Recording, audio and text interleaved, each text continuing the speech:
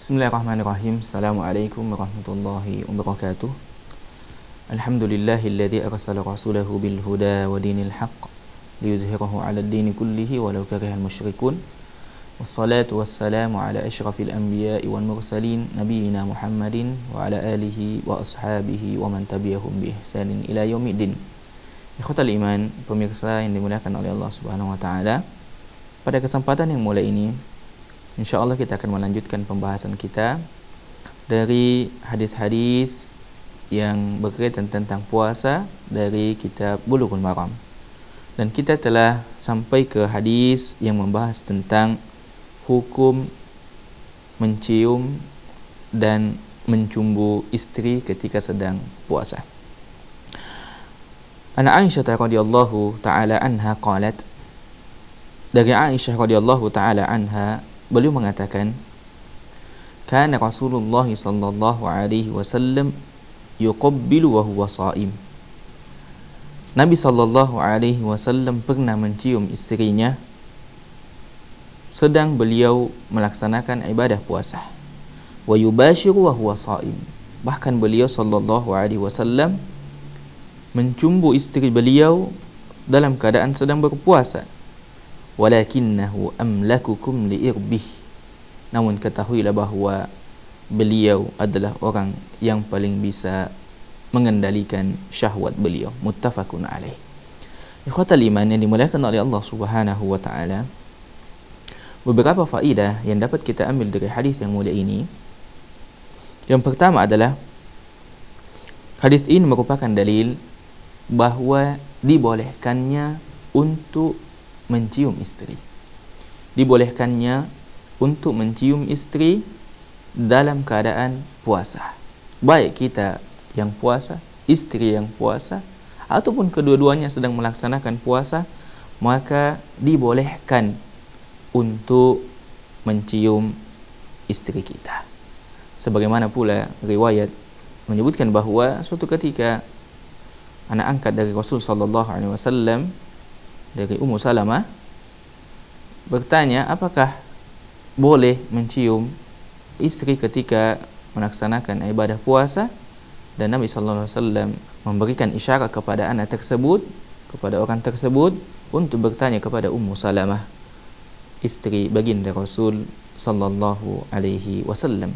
Begitu pula ketika Umar bin Khattab pernah mencium istri beliau, ya.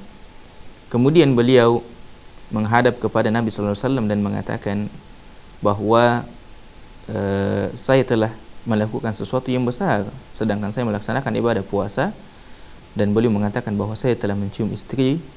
Maka Nabi sallallahu alaihi wasallam mengatakan kepada beliau, apakah engkau melihat apabila seorang berkumur-kumur, apakah itu membatalkan puasanya? Dari sini kita mengambil bahawa hukum mencium istri adalah diperbolehkan. Begitu pula sesuatu yang lebih umum dari mencium, yakni mencumbu istri. Mencumbu istri, maka ini juga diperbolehkan dalam Islam, ya. Namun tentunya seorang suami harus, ya, memperhatikan, dan tentunya dialah yang paling faham tentang kondisi kekuatannya di dalam menahan syahwatnya, sehingga apabila, ya, dia termasuk suami yang sulit untuk menahan syahwatnya, maka tentunya sebaiknya tidak, ya, melakukan hal-hal ini, tidak mencium istrinya, apalagi sampai mencumbu istrinya. Sehingga bahkan ulama kita ada yang mengatakan bahawa, ya, ada yang membagi bahawa orang tua boleh mencium dan mencumbu istrinya karena lebih bisa menahan syahwatnya. Namun kalau anak muda, maka jangan mencium atau mencumbu istrinya karena itu dikhawatirkan akan terjerumus ke sesuatu yang membatalkan puasanya. Namun kalau kita melihat dari hadis ini, Nabi sallallahu alaihi wasallam tidak membedakan tua atau muda, karena beliau sallallahu alaihi wasallam mencium istri beliau Aisyah. Ini menunjukkan bahawa beliau mencium istri beliau yang masih muda, sehingga, ya, secara umum adalah bahawa hukum mencium istri dan mencumbu istri di bulan Ramadan ketika melaksanakan puasa adalah diperbolehkan. Namun yang harus diperhatikan pula bahawa apabila seorang mencium istrinya dan atau mencumbu istrinya namun menyebabkan keluarnya mani, maka ya puasanya menjadi batal. Maka puasanya menjadi batal. Ikhwatal iman dimuliakan oleh Allah Subhanahu wa taala.